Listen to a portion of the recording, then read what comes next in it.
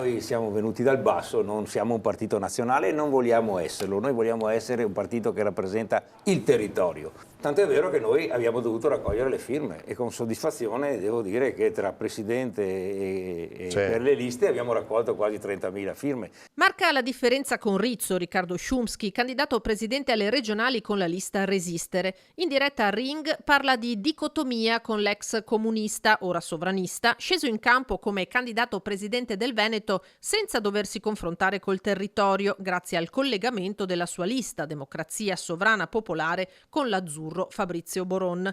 Manovra di Forza Italia per intralciare la raccolta di consensi proprio di realtà come Resistere, secondo Szumski, che si dichiara sovranista a partire dal basso, dalla gente e non calato dall'alto. Noi siamo alternativi a ovviamente chi governa e chi sta all'opposizione adesso, però noi siamo per il territorio, per il sovranismo del territorio.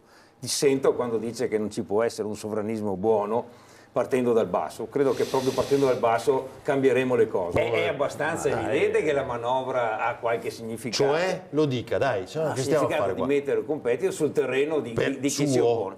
Anche terreno vostro. Anche mio, certamente. Dal territorio arrivano anche le indicazioni sulle priorità da affrontare, dice Szumski, sanità, lavoro, ma anche sicurezza, sebbene non sia una competenza diretta della regione, ma sovranismo è anche questo. Vorrebbe fare qualcosa di provocatorio, non so, la Guardia Civile Veneta. È nella sua idea, no? Sì, è una mia idea. Siamo l'esercito veneto propone che facciamo prima. Sì, lo scrivo. A mo' di provocazione, come fece sul tempo da sindaco le ronde, anche se mi dissero che non potevo fare le ronde, le facevo lo stesso. E che compiti ha, cioè, nel senso? Tutelare e vigilare sul territorio.